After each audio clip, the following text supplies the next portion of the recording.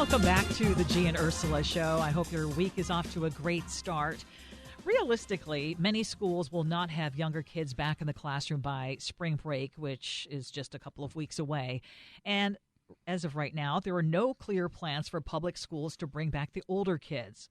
So here's an idea. What about giving students 12 weeks off at spring break so that the schools can get prepared and then sending kids to school all summer long?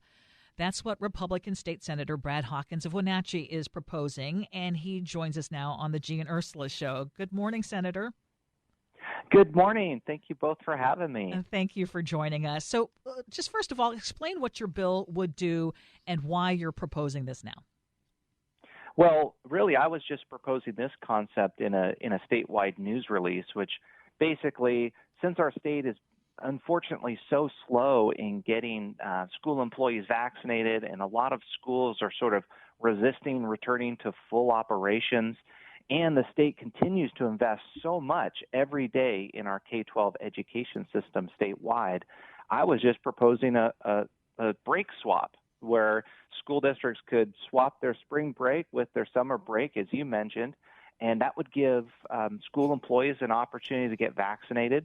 Presumably the COVID case counts would be way down, and then everybody can return in the summer, maybe not the seniors, but everybody else, K through 11, could return in person inside the buildings for their instruction, because universally, I think what we're hearing from school district officials and educational advocates is that in-building instruction is the ideal choice. And if that's the case, let's not burn up all of the 180 state-funded school days this early on in the school year. And what kind of response have you had so far since you have floated this idea? Well, sometimes it's a little bit mixed. I mean, some people think that I'm trying to mandate something across the entire state, and that's really not the case. I'm just basically putting out an option for what I think school districts could consider, because clearly school districts have struggled with trying to return to their buildings. Basically, the way it works in the state of Washington is the state provides a significant amount of funding to our schools, but there are 295 different school districts, and they're each administered by their own school superintendents and governed by their locally elected school boards. So it's not the state of Washington that's going to be deciding this. It's going to be each individual school board and school district as a local government entity. And the state provides school districts currently full flexibility for how the school districts can utilize their 180 state-funded school days. And so if that's the case, I'm just encouraging them to think a little bit differently. Now, you mentioned the idea of a piece of legislation I'm sponsoring, and I actually am sponsoring legislation this session to encourage school districts to reimagine the school calendar.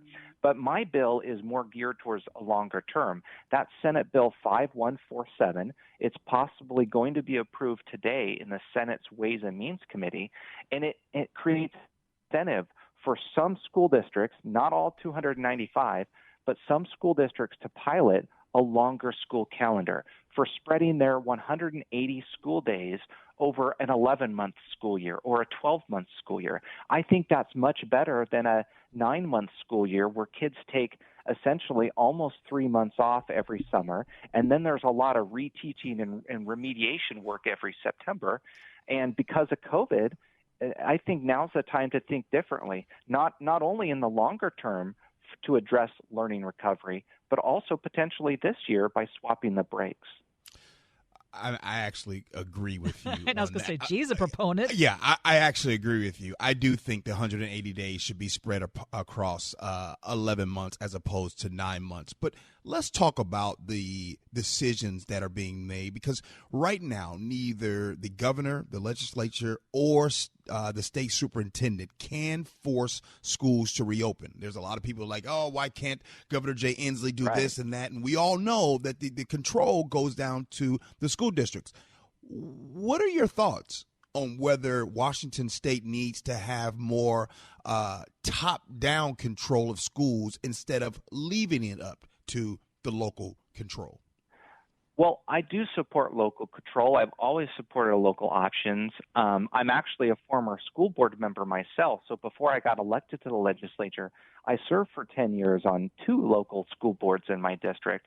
And it is a little bit of a misunderstanding because early on in the pandemic, almost a year ago, the governor did issue some statewide emergency orders that did close schools. But mostly ever since, the state has issued guidance and left it up to the school districts. And we've been trying to encourage them. We just haven't seen it. So I'm not sure. Maybe we do need to have a little more flexibility in encouraging school districts to do things differently, because I'll tell you, the state invests a huge amount of money in our K-12 system. The state has a $54 billion 2-year operating budget, and 50% is dedicated to K-12. That's a significant amount of money. It's $27 billion every 2 years. And if you think about it on a per student basis, between the state funding and the local levy dollars, not including federal dollars for education, but just state and local, it's almost $15,000 per student per year invested in education. And I guess I'm asking the tough question, what are we getting this year?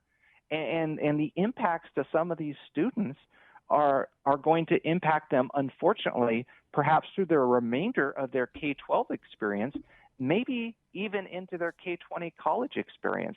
Some of these students right now are trying to learn to read. And if we don't think about how we're doing things differently for the students, but also from a return on the investment perspective from the taxpayer, I mean, I'm just not sure what's happening this year is working out for either option. I think you make great points. Thank you so much for joining us. This is Republican State Senator Brad Hawkins of Wenatchee. We will follow how your bill does. Our reporter Hannah Scott will continue to give us updates on how that does, and we hope you join us again on the show. Yeah, I'd be honored to. Thanks so much for having me. Appreciate it. Thank you.